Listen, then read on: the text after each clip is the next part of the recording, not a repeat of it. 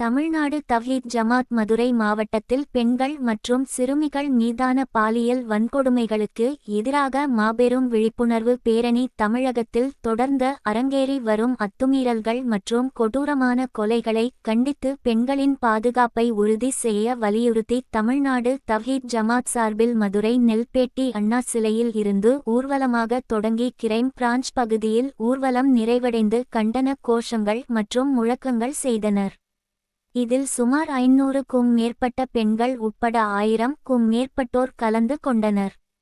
பெண்கள் பாதுகாப்பாக வாழ வேண்டிய மண்ணில் இன்று அவர்களின் அச்சத்துடனும் பதற்றத்துடனும் வாழும் நிலை உருவாகியுள்ளது. பள்ளிக்கு செல்லும் சிறுமிகளுக்கும் இல்லை, வேலைக்கு செல்லும் பெண்களுக்கும் பாதுகாப்பு இல்லை என்று அவலை நிலை தமிழகத்தில் அதிகரித்து வருகிறது.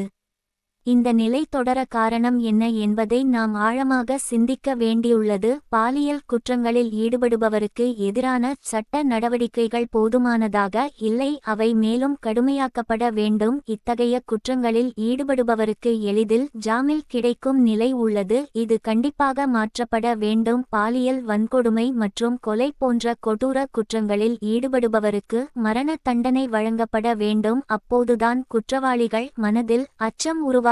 இத்தகைய குற்றங்கள் குறையும். எனவே பெண்கள் மற்றும் சிறுமிகள் மீதான பாலியல் குற்றங்களை தடுக்க கடுமையான சட்டங்கள் இயற்றப்பட வேண்டும். கொடூரமான பாலியல் குற்றங்களுக்கு உச்சபட்ச தண்டனை வழங்கப்பட வேண்டும். பெண்கள் மற்றும் சிறுமிகளின் பாதுகாப்பு தமிழக அரசு உறுதி செய்ய வேண்டும் என்ற கோரிக்கைகளை வலியுறுத்தி பெண்கள் மற்றும் சிறுமிகளுக்கு விழிப்புணர்வு ஏற்படுத்தும் வகையிலும் பொது மக்களிடையே சமூக பொறுப்புணர்வை வளர்க்கும் நோக்கிலும் தமிழ்நாடு தவ்ஹீத் ஜமாத் சார்பில் தமிழகம் முழுவதும் விழிப்புணர்வு பேரணிகள் நடைபெற்ற து.